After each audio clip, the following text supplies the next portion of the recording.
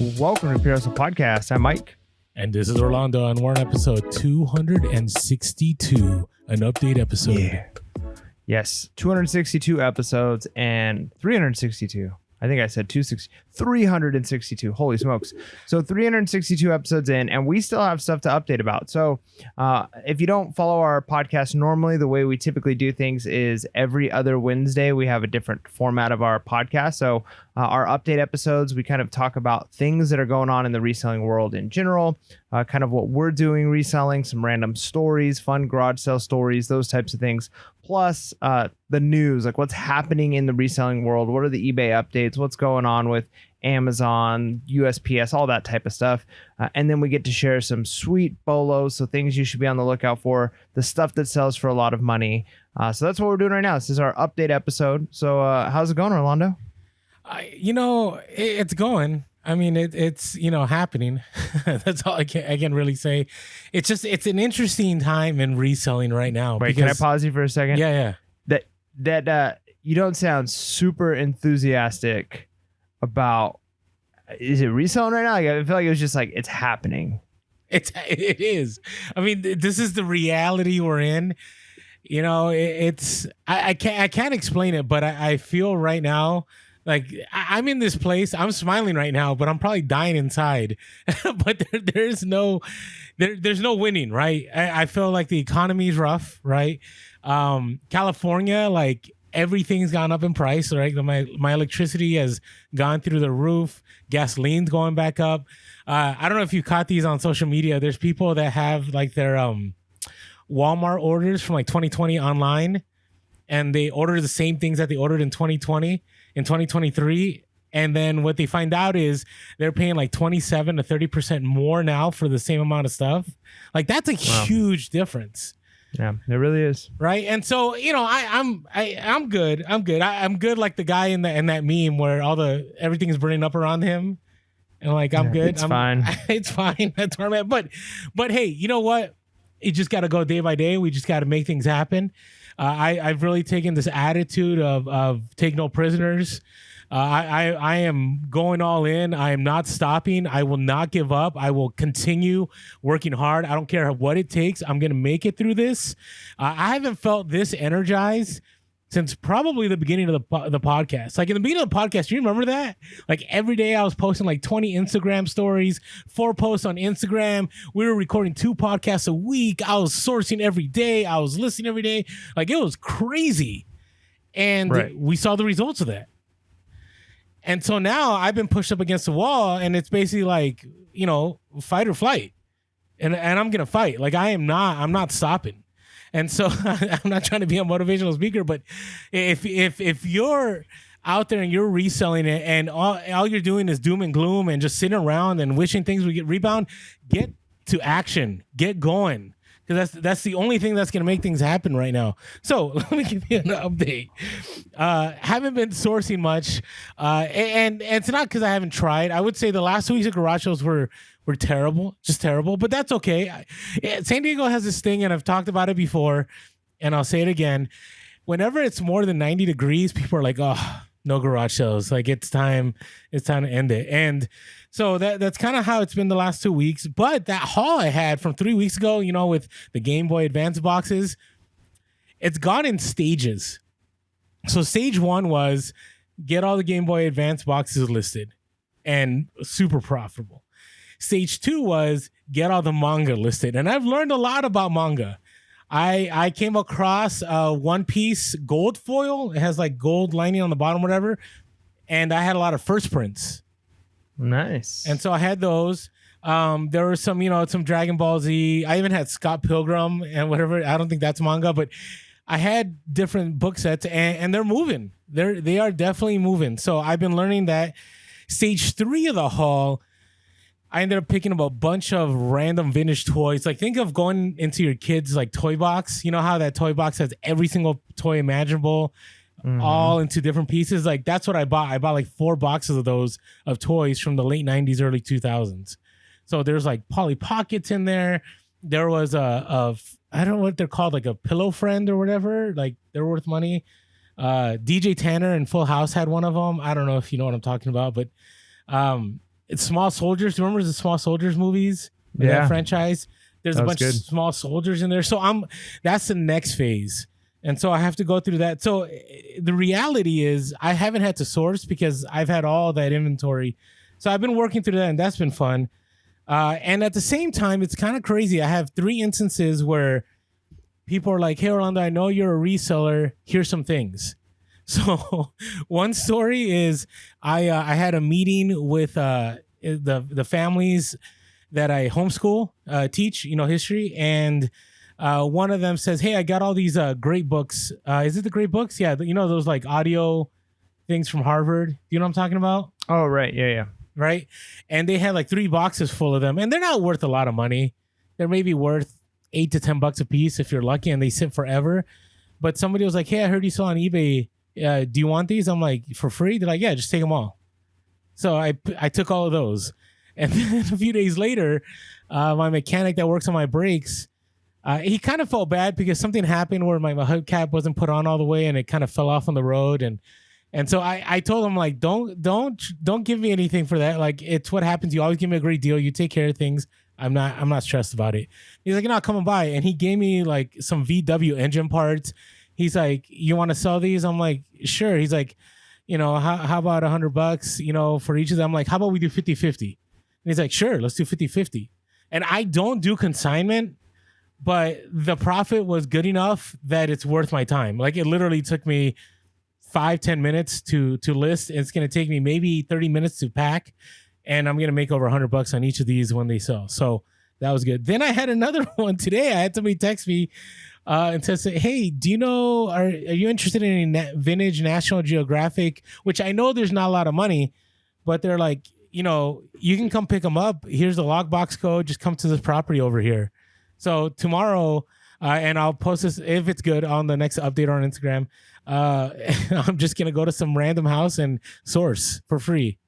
So always share that you're a reseller. And then last of all, and I'll move on, sales have been interesting. So I'm selling 20% less than usual, which is bad, but I'm making the same amount of money. And so my average sale price has gone up, but the amount of items on shipping on the daily have gone down, which I can't complain. Actually, that's better, right? Like, hey, you're working less and making the same amount of money. But it was scary to me today. I was talking to my buddy who has an MBA, and he was talking to me about, like, aged inventory, and you should, sell through your aged inventory, and it's better that you get 50% off now than, 100% later. And I'm like, I've already done this. And I said, do you realize I've been on 50% off since February, and I'm still making the same amount of money? That means basically I'm working more for the same amount. But again, we got to do what we got to do, make it happen. So anyways, that's my update. Howard, thanks for you, man. Yeah, I mean, pretty good. I mean, kind of like you guys out there in California, the heat is up here in Texas, and it's worse here. I'm sure there are garage sales. It's one of those things where, like, I don't want to go out when it's over 100 degrees by the time it's 9 o'clock, 8 o'clock in the morning. And I'm sure most people aren't doing garage sales. There may be a handful, right? But it's just one of those things, like, is it worth giving up a Saturday morning? Because you got to do a cost benefit analysis. I mean, that's one of the things, I'm sure we've talked about it quite a bit on the podcast, but a cost benefit analysis is essentially, or even think about, like, opportunity cost. Like, what am I giving up? Like, what is it going to cost me, and what am I going to gain in return? And the reality is, I mean, maybe when you don't go to a garage sale, you don't know what you're missing out on, but you can, based off of experience, you can kind of guesstimate. So you can say, like, hey, if there's 4 or 5 garage sales total that I can go to in a morning, I can potentially make X amount of money, but I'm going to give up a whole morning because I have to drive everywhere, and there's not going to be many of them, and competition is going to be higher. So it's just, to me, it's not worth it. I'm going to kind of wait until the temperatures cool off a little bit here. So what I've been doing instead, it's kind of weird that the bins, the first, 350 some odd episodes of the podcast, like, neither one of us really had done the bins. You've done it a couple of times. We've had interviews with people who that's what they do. Like, we know a lot of resellers that are primarily at the bins or spend a lot of time at the bins. That just hasn't been our model of reselling. And it's weird that now that I'm here, at least temporarily, I'm kind of the bin guy. Like that's where I've been sourcing. That's how I've been. Yeah. So it's just, and again, I'm not like an expert by any means at the bins. I'm not even spending that much time at the bins. It's just a little bit of time, stop on my way home from work, a few minutes here and there, kind of see what they've got. I still am preferring hard goods over the clothes, which will work to your advantage. I'll share that later. Yeah, I mean, it definitely could. But even still, like going to the hard goods, it's not like it's cleaner, I think, maybe, than going through the clothes, but you're still digging through a lot of trash. And by the time I get there, like I'm usually not like hitting very many like brand new bins are rolling out and I'm fighting over those. So I'm kind of digging through what's probably already been picked through by a lot of people, but it's amazing what people will leave behind. And you kind of look at these bins like, you know, if you were to take, I'm sure there's a word for it, but if you were to take like a thing of rocks and like a glass, like the smaller rocks, if you shake it, are going to work their way to the bottom, the bigger rocks kind of the top, like little things kind of work their way to the bottom of stuff, right? And so what I've kind of discovered is all the big stuff sits on the top of the bins. People dig through that. But if you're willing to move that stuff aside and get down to the little things, like I'll give you an example. Just yesterday, I went to the bins and I picked up a little tiny, I wish I've got it in the other room. I should have brought it over here. But a little tiny metal figurine. At first I saw it and I thought maybe it was a Dungeons and Dragons miniature. And I looked at the bottom and it had like a print. I think it's like MFWP. I might have had that wrong. 1993, something like that. And so I look it up and I see that these are like an artist makes these. These aren't just like for gaming. These are for like display. And this one is like a Native American on a horse with like a spear. It's all metal, really cool looking thing. Kind of, anyways, I can describe it forever. It sells for like $25. Not a huge profit, but it was just sitting there and it had worked its way to the bottom. And so if you're willing to do those kinds of things, you're willing to dig a little bit. Again, I'm not spending more than 15, 20 minutes on my way home from work. I'm tired. I'm beat. I want to be home. But just a quick stop in and you can make $25 to $50 on just finding a couple of random things here and there. And just think like, if I'm there, even if I only do that twice, if I make $100 a week for an extra hour of work, by the time you list it all, maybe an hour and a half of work, that's still a pretty decent return. Like I'll take that all day long. And again, the nice thing is I'm going fast. I'm just looking for what I'm looking for and then I'm getting out. I found some weird things when I buy stuff like that, since they do pay by the pound. Like when I bought that little miniature figure, that's all I bought. And so they put it on the scale to see if it would register, and it's obviously not going to register as a pound. And so they had a minimum value. So it was like $1 I had to pay for that. But then I was thinking, so if I would have thrown like a handful of like clothing items in there that would have brought it up to $1 or a pound, I would have only paid like $1.60 total. So I'm thinking like, I wonder how many people like, because if they're rounding it up to pounds, like you could potentially end up, or maybe it's half pound. I'm not sure what they round it to. But I was thinking I kind of actually left a little bit of money on the table. I probably could have thrown a few things in there and actually got out with that item a little bit cheaper. So not the end of the world, but just little things like that. It's been it's fun. It's interesting. Different environment than a thrift store for sure, but it's still the thrift store stuff. You know what I mean? Like you're still seeing the same things I would see at a thrift store.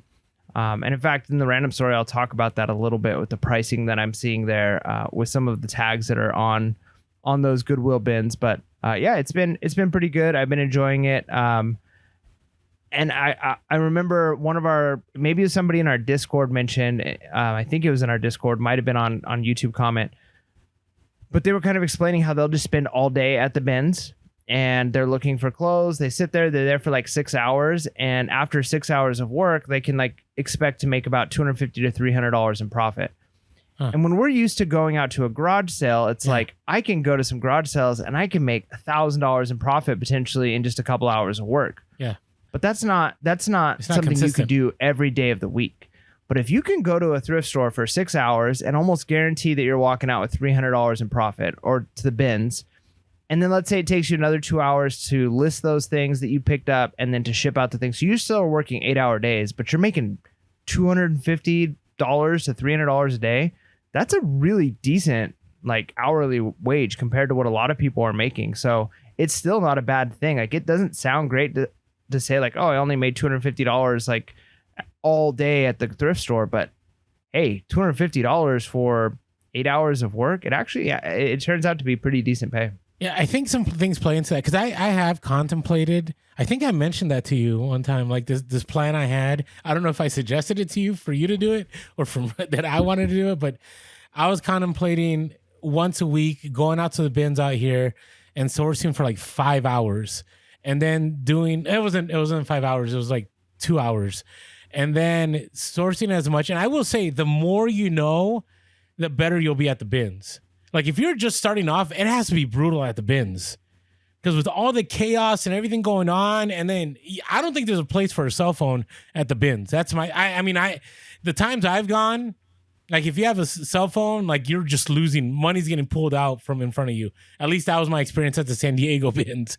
But my thoughts were like, our closest is an hour away. So you drive an hour, source for 2 or 3 hours, drive an hour back, do a whatnot auction, spend an hour or two, and then spend an hour or two packing. And that's like an 8-hour day pretty much. And if you can pull in $300 a day, do that 5 days a week, $1,500. It's not a ton. Like overall, like for California, you're talking about like $72,000 a year. All right. That's before taxes. And so, maybe you'll be able to rent a studio, but it's still like, it's a viable model, especially if you're part-time. Like if you're living at home or you're able to find a way to cut your expenses. Yeah, I definitely think the bins are the way to go. If I had bins, how close are yours?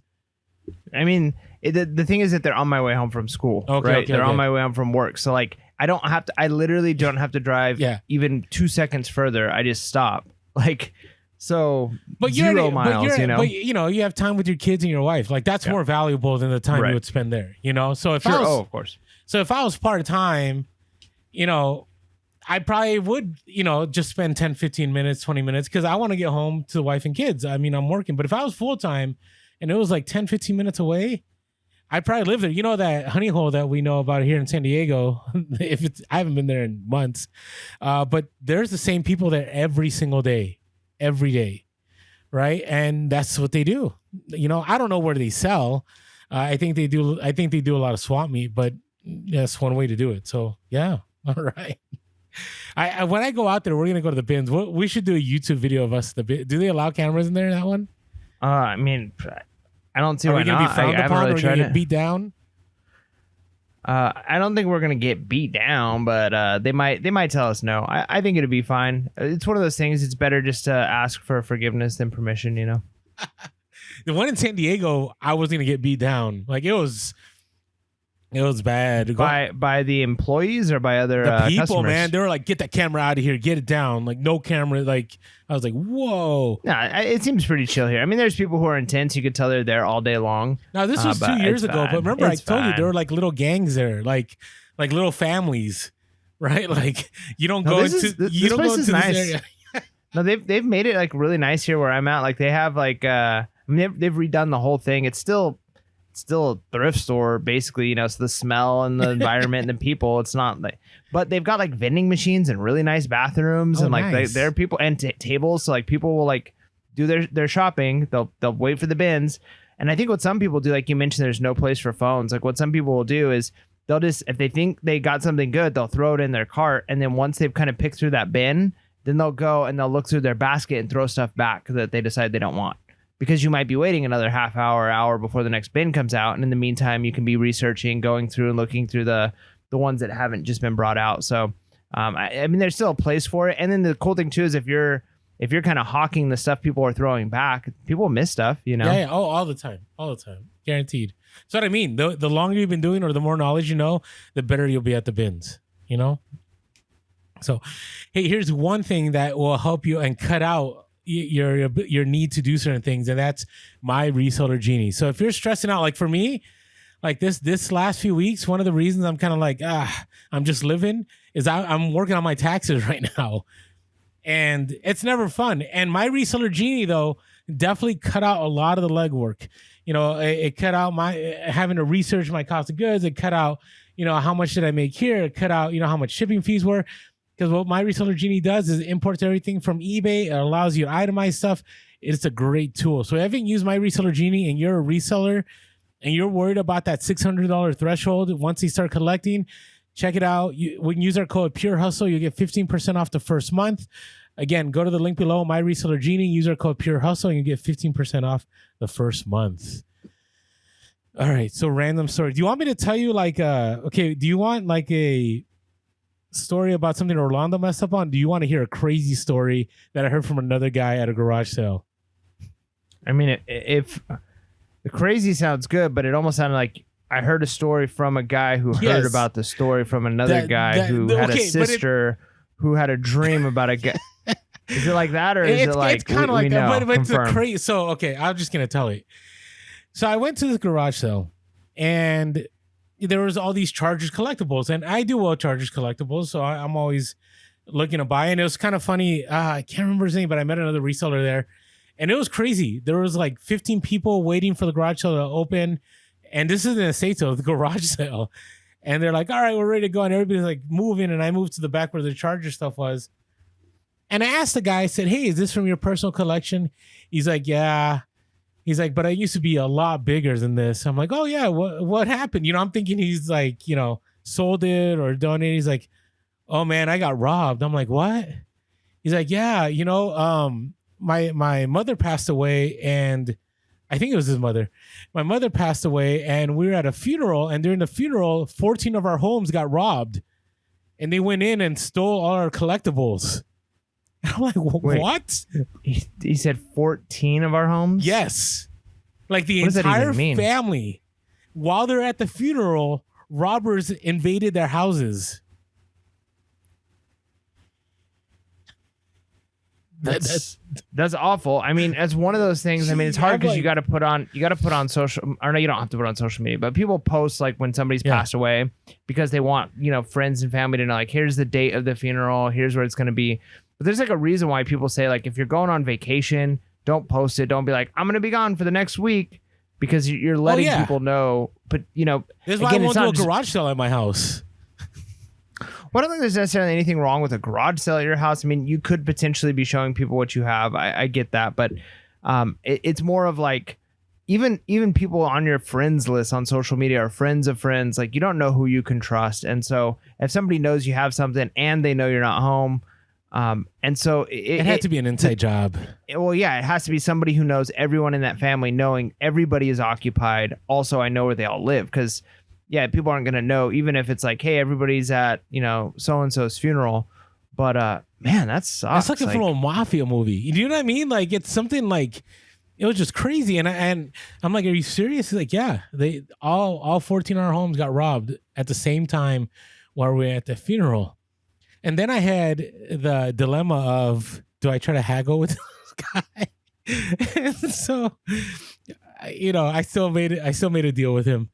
But it was one of those where I'm like, dude, like, it's funny. I've thought about this before, because, what if somebody goes into my house? Because my son all the time goes like, hey, would you, somebody broke into our house? And I'm like, well, I mean, I'm looking right now at a big box of Dragon Mega Blocks. I mean, if they want it, have at it. Like, what are you going to do with the Mega Block? Like, I don't have anything valuable, but if I started collecting collectibles, like really good collectibles, because this guy, when I was talking to him, he had stuff, like vintage Charger stuff, like Dan Fouts, and a lot of signed stuff, jerseys and everything. He told me like it all got stolen. And so to me, it was a warning as a reseller, like, be careful what you flex online.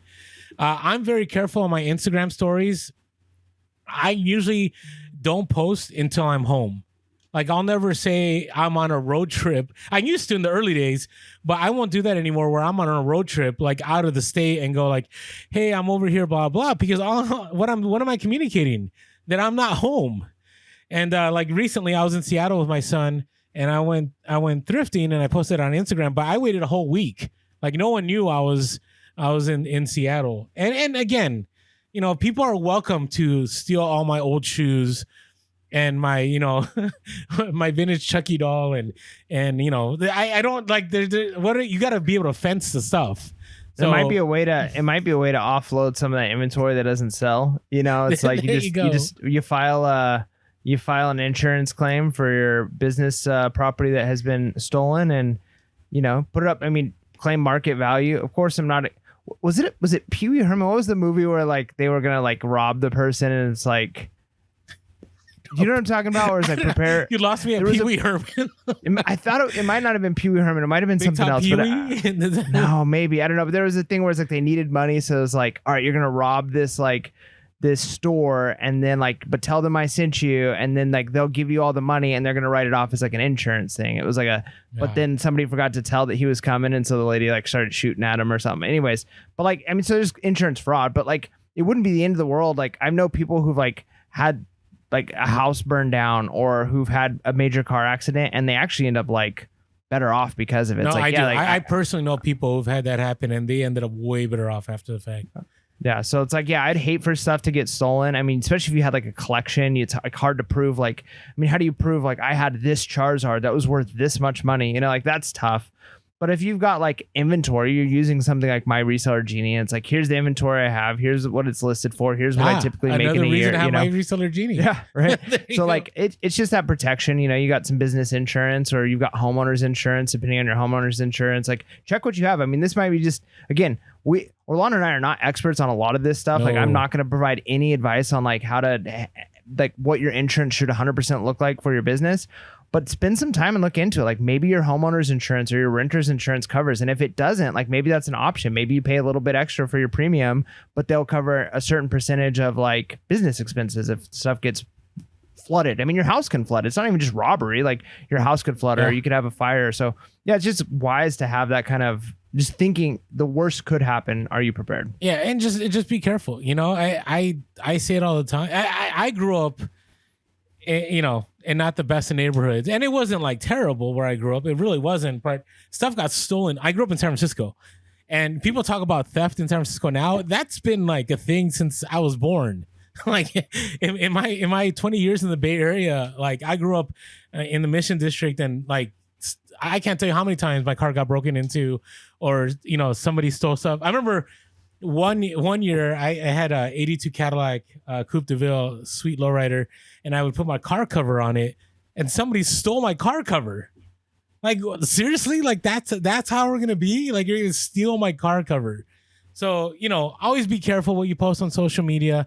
Always be careful who you share things with. You just never know. I felt bad for the guy. I did have a conversation. I empathized with the guy because I felt terrible. I've had stuff stolen. I had in the 90s, I had this trench coat starter parka jacket that I took to school, and I had it around my arm, and a guy just came out and just snatched it from my arm. And, I haven't been a track star, so the guy was outie, and there went my starter jacket. Yeah. When I was a kid, I had a skateboard that I worked all summer to save up for stolen. Yeah, the guy goes, let me show you a trick. I'm like, okay. What? And he grabbed it and took off. Bro, that guy, I hope that guy ended up falling off a bridge. We caught him. No, we caught him. So we called the police. Well, we caught him. We called the police. My dad did a bunch of research. He found out like what they thought the guy's name was and where he thinks he lives. And nice. It was funny. I was a 7th grader, and the police like took it serious. Like they went and they found the guy, and they got my skateboard back.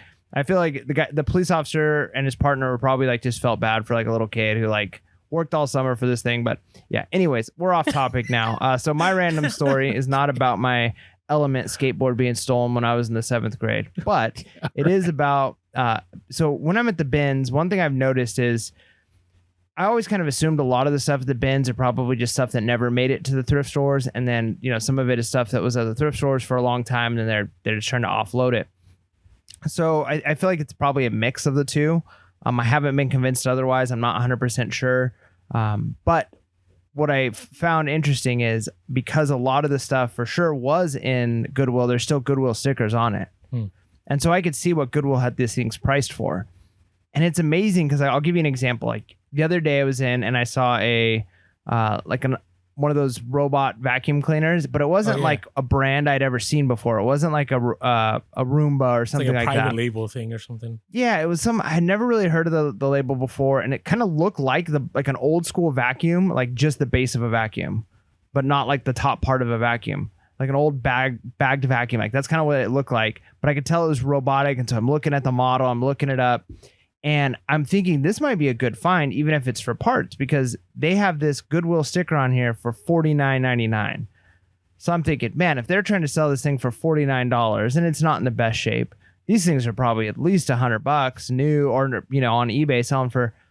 I find them on eBay selling in mint condition for like $20. I'm not surprised. And I'm like, I got my hopes up because I saw the $49.99, and I'm like, if I'm paying per pound for this thing, I'm only probably going to be paying, it's probably like 3 pounds. Like, that's not bad. I'm going to pay like $4 or $5 for it. It's going to sell for $50, $60. No, they sell, if they're in good condition, for $19 or $20. This thing is in pretty beat up condition and they're wanting $50 for it. I'm like, what is Goodwill thinking? So it's kind of interesting to be able to just see the prices, like, and then watch it end up at the bins and just wonder, like, I wonder how many people at Goodwill would have bought this thing if it was cheaper. But instead, they have it marked up at crazy high prices, and then it doesn't sell. And instead of lowering their prices and figuring out their business model, they just ship it off to the bins. Like, it just seems silly to me. It is odd though, because they do have e-commerce specialists that research. I mean, they've always had that. Like in the back, they're always looking stuff up on eBay. So it is odd. Maybe they're getting so much inventory now that some of the stuff isn't researched. They just put a sticker on it and let it go. Interesting. So yeah, I just had my other random story. Wasn't too much. It's just basically, I had a moment again. When you list something and automatically you start getting offers. And I was like, oh no. And this time, luckily, you didn't call me like last time. I'm just giving you a hard time. Remember with the railroad lantern? Like right when we were talking on the phone, this item sold and I undersold the railroad lantern. Well, this time it was manga. And I had listed a bunch of manga. These were first print, one piece gold foil. And I'd seen some go for $50 to $100 and I got like 20 something of these. Crazy haul. Okay. So I didn't want to do any more research. I'm like, they're probably worth like $50 to $100 a piece. And so I put it at like $200 and then I put it on sale. I went to $100. And then a couple people sent me offers right away for $75, $80 for one book. And I'm like, oh, wait a second. There's something up to this. So I did my research, which I should have done. And sure enough, these books sell for $150 to $175 a piece. And so I'm like in a race against time, like updating. One of them said that it was like I couldn't update it because it was part of a sale. I'm like, did this sell already? So I ended the listing. So luckily I fixed all my prices. So be careful. Always a warning when you get offers right away on something. I would say most of the time that tells you that you've underpriced something. And most of the time it's a reseller trying to buy something from you for them to sell. I had the same thing happen with those Pokemon boxes. I also had, people messaging me when I started posting the manga books. They're like, no one's going to pay that much. And then the next day somebody would pay full price. Like you just got to do your research. And sometimes there are legitimate people that will message you on eBay trying to help you, but you got to sort it out, because I've had some resellers, I'm a believer that most resellers are good people, but there are some resellers that are just, people get after me. There's people that are worse than me when it comes to trying to get a deal. And so, you just got to be careful out there. But luckily I caught it. And now hopefully they'll sell. Hopefully I didn't list them for too high. So there we go. Nice. Hey, by the way, if you're listening and you're like, hey, I want to see some of these stories that Orlando talks about or Mike talks about, we document a lot of this on social media. So if you haven't been following us on social media, we're Pure Hustle Cast on all platforms. We are Pure Hustle Podcast on all platforms. We're Pure Hustle Cast on X, formerly known as Twitter. You can always give us a call. Still Twitter. You can give us a call at 619-738-1170. That's 619-738-1170. Or shoot us an email at purehustlepodcast@gmail.com. That's purehustlepodcast@gmail.com. Got some cool hustles of the week that have come through in the email. So great way. We also love playing on air. So if you want to call us, call us. Thank you to all of you that listen to the podcast. Can you do us a favor and jump on over to YouTube and hit that subscribe button and smash that like button and hit that bell notification just so it helps us grow on the YouTube. And if you don't listen to us, but you watch us on YouTube and you haven't yet subscribed, ask you to subscribe. And as always, thank you to all of you that leave an iTunes review. Always grateful. We are the most listened to, most reviewed reselling podcast out there. Thanks to everyone. And it's always great to communicate to people why you listen. And last of all, if you want to help us out and support us financially, we are on Patreon, patreon.com/PHP Podcast. You can go to the link below. And for $5.55 a month, you can help support the podcast. Because, even right now, our ad revenue has been tied up are we going on 3 months now, Mike? Yeah, I think so. Something like that.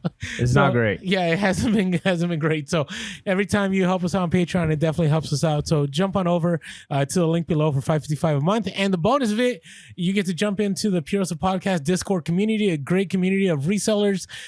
People aren't there to flex. People are there to share with one another, celebrate with one another, and a lot of solidarity going on. So check us out there on Patreon. All right, you ready to talk about some important things? Let's do it.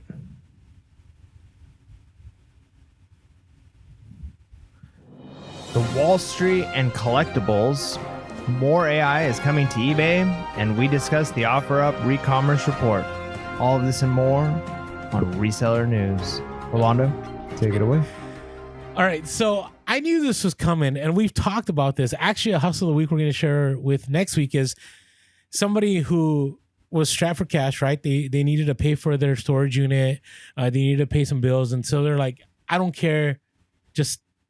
I just want to get rid of it. I'm willing to sell, give me a price. Right. And that's happening. And actually now there's, Wall Street Journal had an article about collectors that are like, hey, the ride was fun, but now all my money's tied up and I need to move the stuff. So I share some stories here from the article. One is this guy, Mitch Beck, took more than 23 years to amass his collection of New York Rangers memorabilia.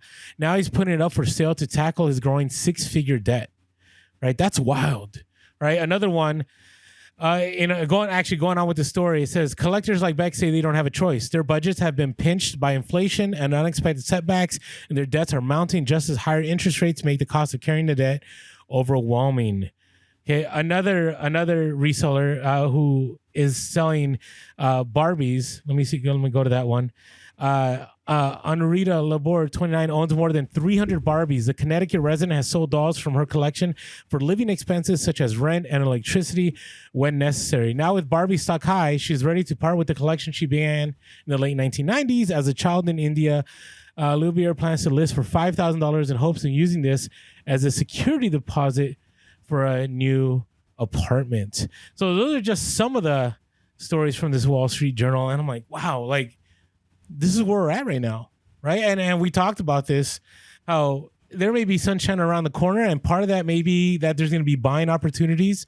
But a lot of people, are just offloading inventory. And as Mike has said before, if you can hold on, right, this can work out for you at the end if you have the capital.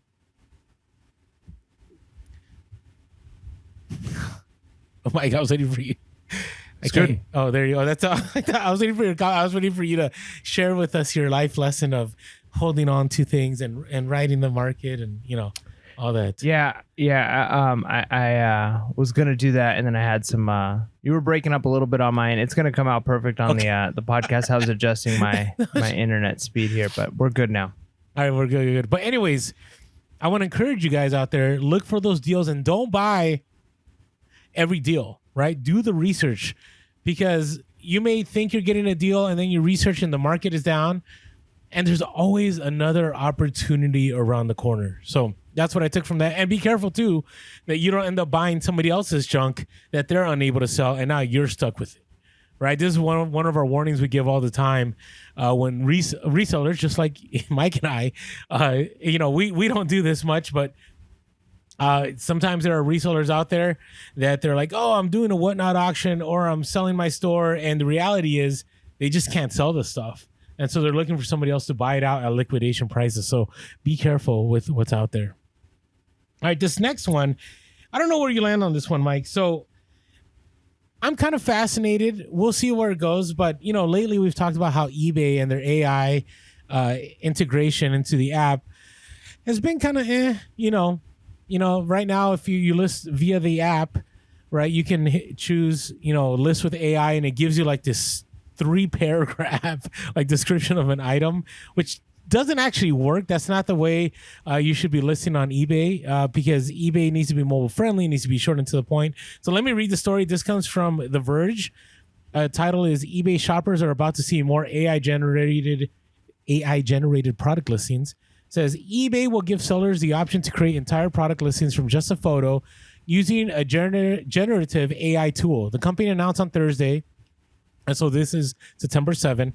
eBay believes the AI-driven product listings will accelerate the selling process, especially for new merchants who might feel overwhelmed by the details they need to provide.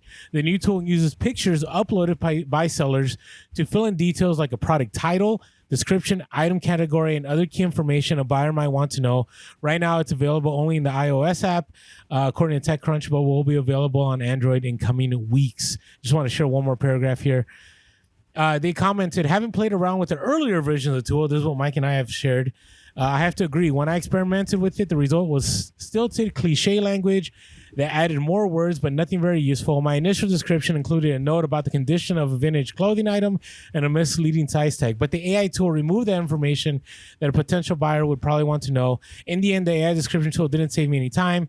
And if left without edits, I'd expect a complaint from whoever ends up purchasing. Now, that's the old one. The new one, okay, the new tool that's being implemented, I guess you upload a photo and automatically it's going to like fill out the item specifics, give you a product title, and give you a description.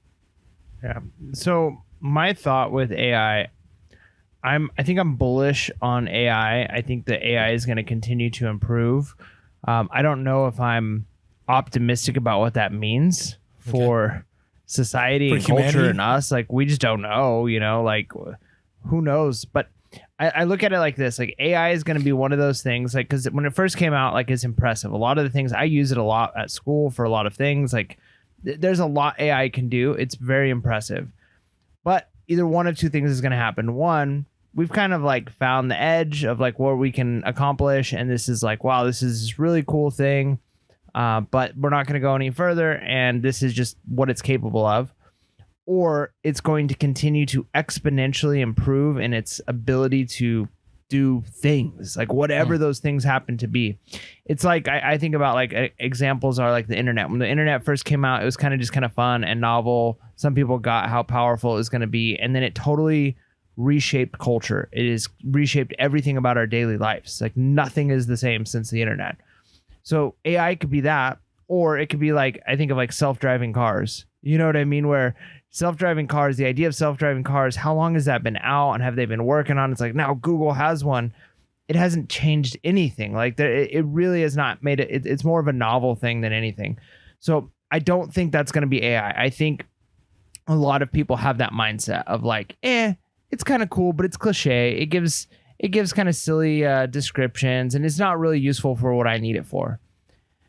But I think that might be naive in the sense of right now, that might be the case. But if AI continues to improve at the rate that it's improving, what seems kind of like out of place and silly now is people trying to figure out, and the systems trying to figure out how to best make this stuff work. And it happens so rapidly. Change happens so rapidly with these programs that a couple years from now, the things that they're implementing, like, I just think about like video games. Like, look at video games when they first came out and what we thought was decent graphics versus like video games today. And it's like, wait a minute, this is great. I think that kind of difference in just a couple of decades of video games, I think that kind of difference in the quality of what AI is doing can happen in months. Like, things are happening so fast now. Things are improving so fast. So I wouldn't put it past AI in general and just technology in general to say, hey, yeah, I can't see it happening with eBay today. I taking a picture and everything working perfectly, and it's probably going to have a lot of errors, and maybe it doesn't save me any time. But they're working out glitches and they're figuring it out. And I really do think that probably within the next year, 2 years, 3 years, probably max, like, I think everything about our daily life is going to be changed by AI. And I think reselling is going to be impacted too.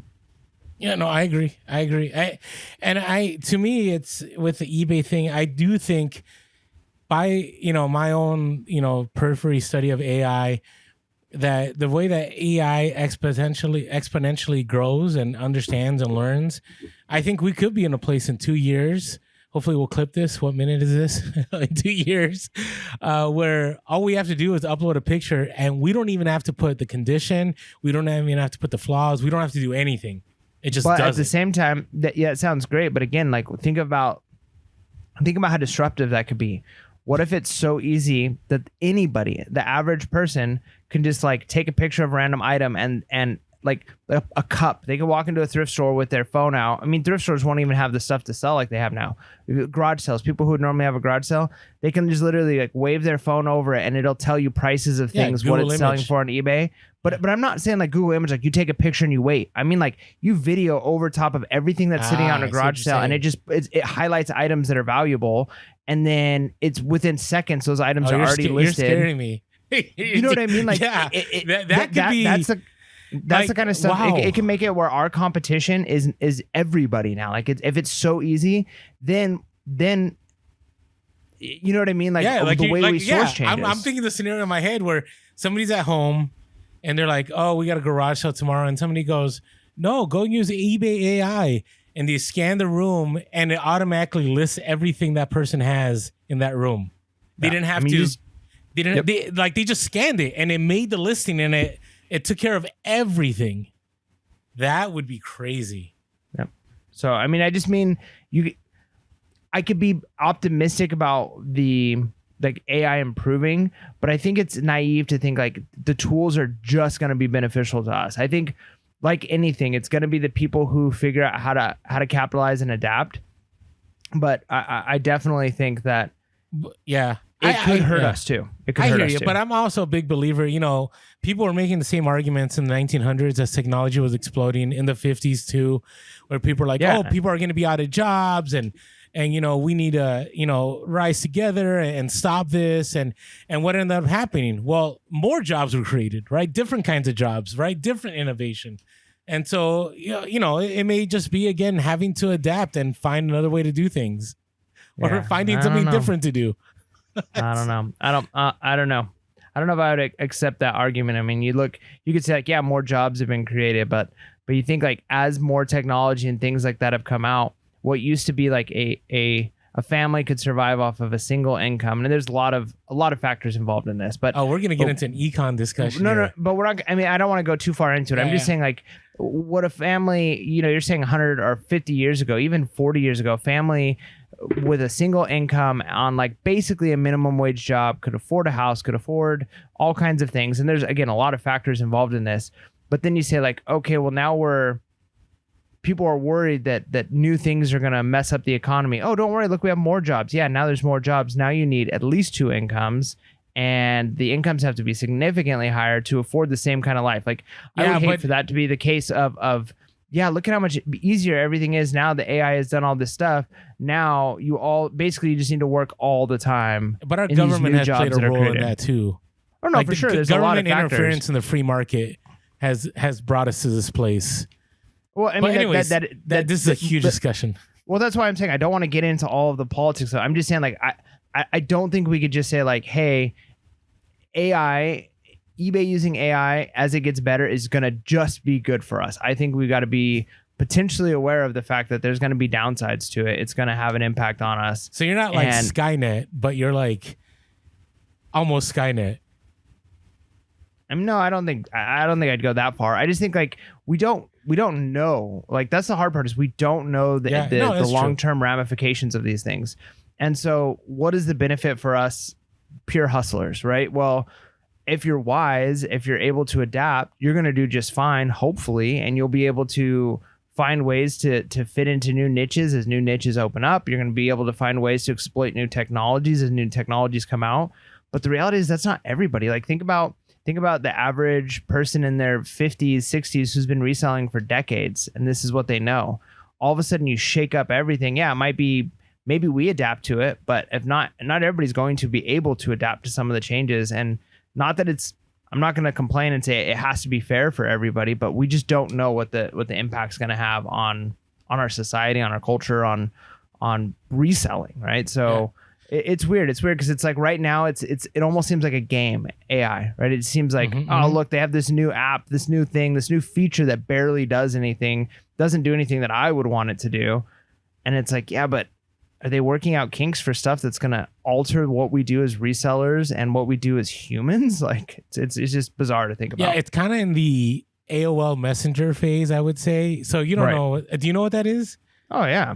Okay, I don't know. I used to get the AOL discs at the grocery store. But you know, back then it was like you would converse with somebody online, and like I was a dumb teenager, so I tried to flirt with some random person, right? With all my buddies, we're on. Back then there was this program called Web TV, where it was like a keyboard, and you hooked up your TV to the internet, and you'd mess with people, and it was just fun. It was just games, right? There wasn't really anything serious to the internet back then. But then here we are now in 2023, and the internet's a very serious thing. I mean, we have a podcast because of the internet. Without the internet, there would be no eBay, there would be no podcast, there would be no social media. So I get what you're saying. I think we're in the AOL Messenger phase right now. Right. So and it's crazy how impressive it is at this early stage. Yeah. Yes. Okay. All right. Moving on from that, let's take a look. OfferUp had a re-commerce report. I always look forward to this, and I found it very encouraging. So, OfferUp takes a survey. Just so you guys know, surveys are reliable if you have control groups and so on. And so, I'll share with you that control group so people aren't like, oh, this is just OfferUp randomly, calling people.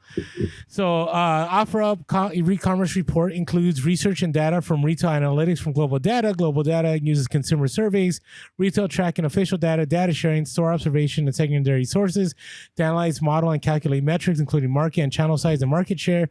Third-party online market research company Polefish conducted a June 2023 survey of 1,500 adults.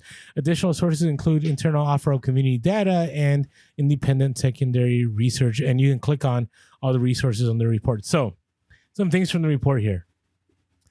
I thought this was a good thing. 85% of shoppers bought and sold secondhand items in the past year, with 27% doing so far for the first time. So that's good. That means, our business is continuing to grow. 76% of shoppers believe the stigma around secondhand shopping has decreased, and 41% say that buying secondhand is a status symbol. Now, it is interesting that they didn't say anything about the stigma of being a person that sells secondhand goods. Like, I wonder if that stigma went down. You get what I'm saying? Like, I think the stigma has gone down, because now people talk to me like I have a real business, which I do, but back in the day, it wasn't considered one. A lot of people, I think OfferUp even is a good example of that, in the sense of, like, when I tell people that I buy things at garage sales and flip them, they're like, oh yeah, I sell things on OfferUp all the time, or I found I found something on the side of the road and I sold it on OfferUp. And these are just people who have like normal, like 9-to-5 jobs that pay pretty well, and they're so when you say like, oh, I do this full time, a lot of people get it because they're like, yeah, I made a ton of money on local deals. So yeah. No longer am I getting the phone calls like, are you doing okay, Orlando? All right. This other one I thought was good too. 77% of re-commerce happens in categories outside of apparel, such as electronics, furniture, home goods, home improvement, sporting goods, outdoor equipment, and auto parts. In fact, apparel makes up only 23% of the total re-commerce market.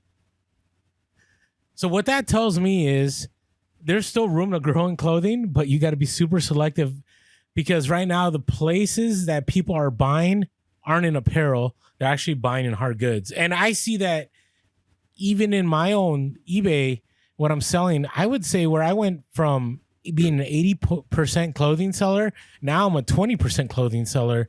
And most of the stuff I end up selling are not clothing. Now, part of that is a choice I've made, but part of it also is what I've been sourcing that has brought more money has been non-clothing apparel. Does that make sense? Right. So I thought that was pretty good.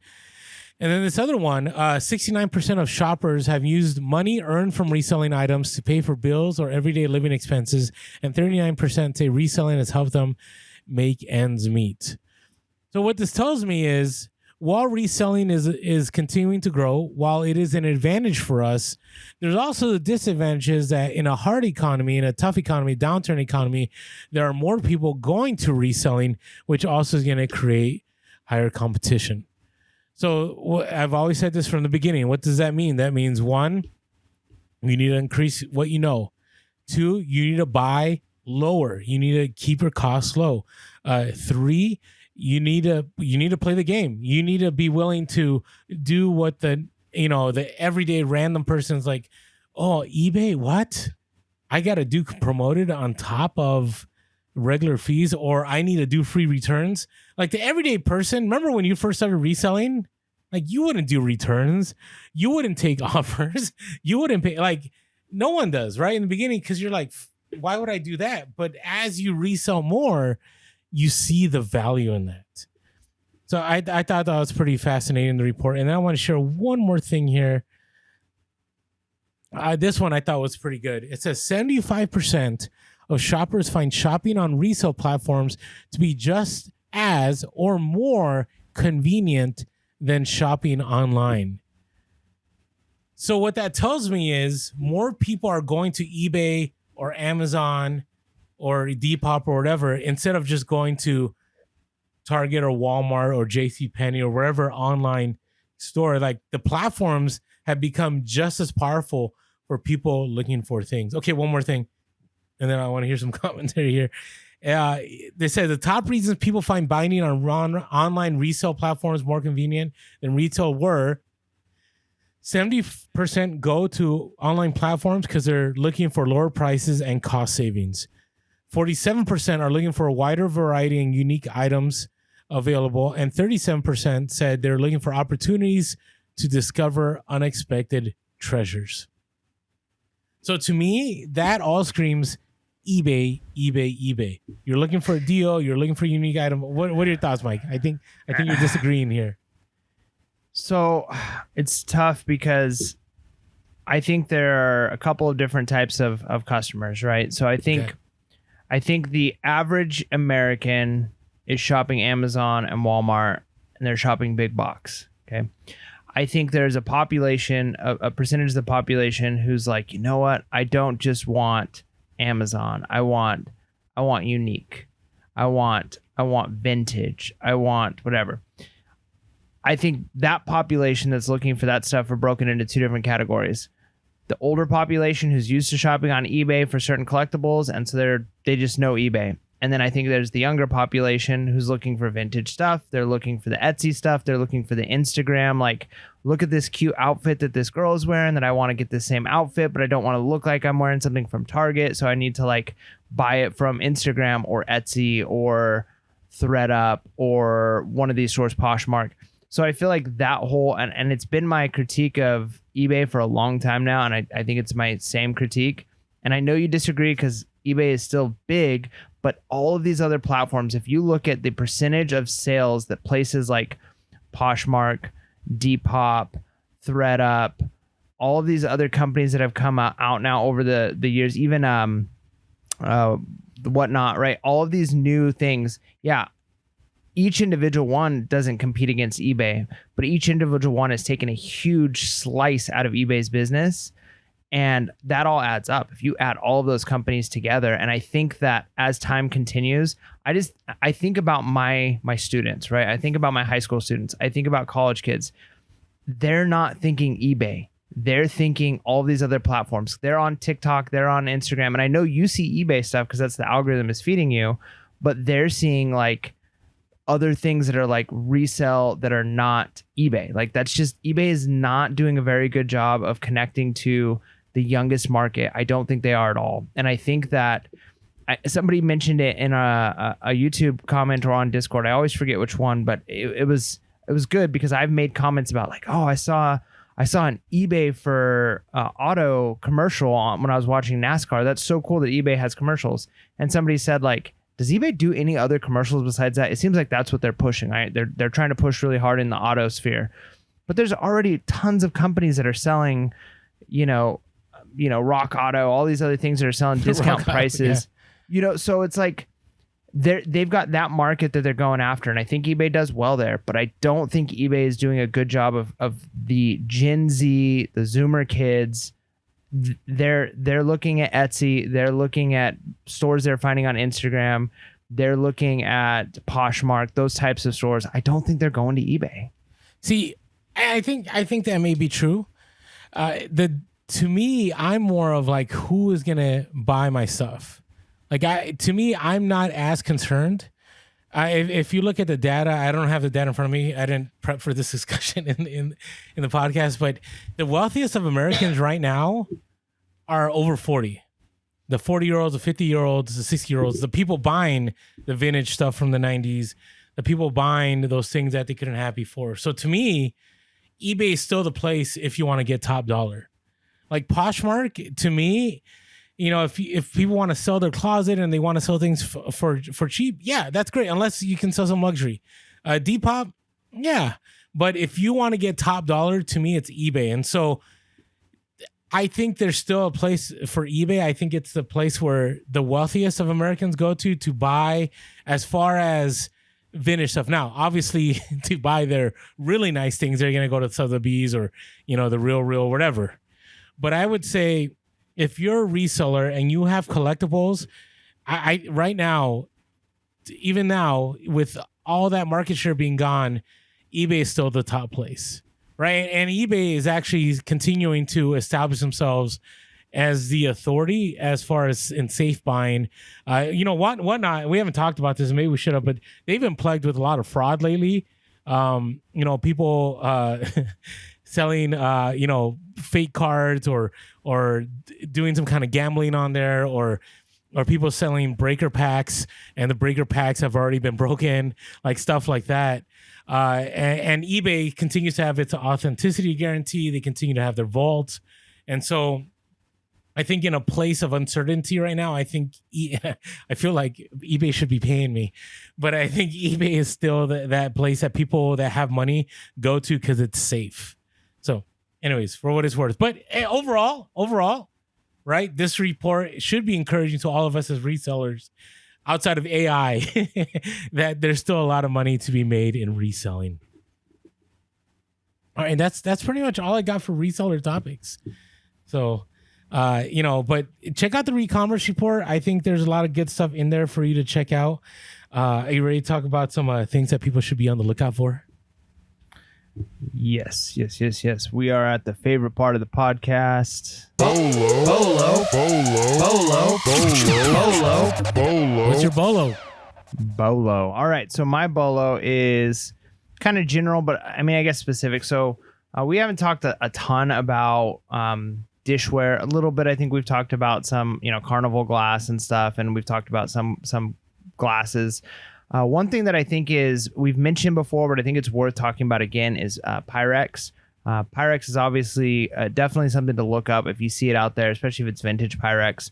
And get to know the different designs. I'll give you an example.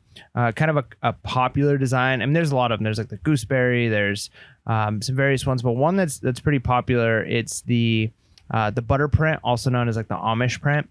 And it kind of has it's got like roosters and corn stalks and like a couple of people on it. And it's typically like turquoise and white. Like that's what you're typically going to see it. So if you see that print and it's in good shape, you're probably going to do really well. The bolo though is know the typical colors. Like I said, the turquoise and white is going to be your butter print, your Amish print of your Pyrex. If you happen to find though one that's like orange or green or pink, like a different color than the typical, those fetch crazy amounts of money, right? Like those are like special rare prints of that print, right? It's just a different color scheme. So just know, like if you're out at a garage sale, maybe you're like, oh, here's a print that I know I can sell this dish for $30 and they want a lot of money for it. You don't pick it up. But if it's one of those colors, it's a different color than normal, definitely look out for it, because it's even worth paying up, because you may be able to go from something like the normal butter print bowl might sell for like $29, $30, $39. If it's like an orange one, it's like a special print version of it, just a special color, you might be selling it for a couple $100. Yeah. And Pyrex is one of the first things to go at garage sales here. It's still hot out here. So I've sold some Pyrex in the past. I still have some Pyrex I haven't sold, but yeah, Pyrex does go. So, all right, my bolo, since we're getting to an election year, which will be a fun year, right now they're on the cheap election items. But if you can find like vintage teas, you can find, for example, people that were iconic to both parties, right? So I would say, for Republicans, like Ronald Reagan is pretty iconic.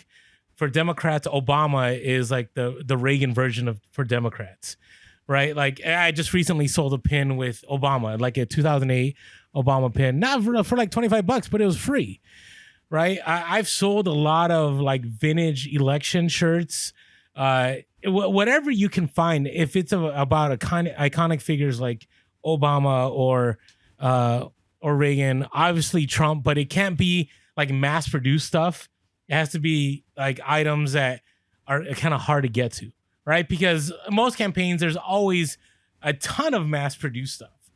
But if you can find things that are pretty unique to a campaign or tied to a scandal or whatever it is, like I think this election year, they're going to go really well because this is going to be a highly contested election. Wherever part of the aisle you're from, it's going to be intense. And so I do think election items are going to go in price. And so I've been stocking up here and there. So we'll see how those go. So nice.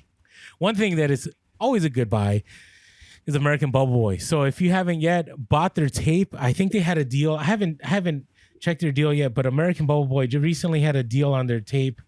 And it was better than even the deal that you could get from our promo code. If you use our promo code Pure Hustle, you get 5% off on the tape. So you can go ahead and do that. But if there is a sale, sometimes they run sales. Like I think at one time they had like you can buy one 24 pack of tape and they had one half off. I don't know if they're still running that deal. I'm looking for it right now. But I for a reason my internet is slow while we're recording this. But yeah, there's always deals on there. So right now, I mean, again, you can't beat the My Go-To packing tape 24 pack, 60 yards clear for $34 free shipping. Like that is a pretty awesome deal. And so check them out. If you haven't checked them out yet, if there are no deals there, you can still get 5% off on the tape using our code Pure. So check them out. All right, Mike, what are you looking forward to here? I think next week the temperature out here is supposed to get under 100. Oh, okay, good. There might be some days in the 80s, which I think makes garage sales more likely, more bearable, and probably more plentiful. So I'm looking forward to actually getting a chance to do some garage sales because as much as the bins has been okay, I'm ready for. I mean, the garage sales that's the joy, that's the treasure hunt. That's what I want to get back to. So hopefully the weather cools, and that's where I will be in a Saturday or two. What about you? So I'm looking forward to being done with the Mega Haul. I've made a lot of space and I've cleared out a ton of it. So once I'm done with the third stage, I'll be happy to be done with it and look for the next opportunity. I like you want things to cool down. I'm looking forward to garage sales again, especially those big community sales. I haven't been to one in about a few months. And then I'm going to start doing some Amazon retail arbitrage. I think I said this last time, but I do think I missed out on profit last year. And, there's always people, despite the economy, there's always people that are looking for certain things and are willing to pay good money for them. So I'm hoping that I can find some things out there for Amazon because I have not done retail arbitrage in at least a year and a half or two. It's been a while. So that's what I'm looking forward to. So, nice. Hey, everyone, hopefully you are looking forward to this upcoming Q3, Q4. Hopefully you found a lot of interesting items in this podcast. Appreciate all the support. And with that being said, make sure to be real. Be relevant. And be reselling. Late. Peace.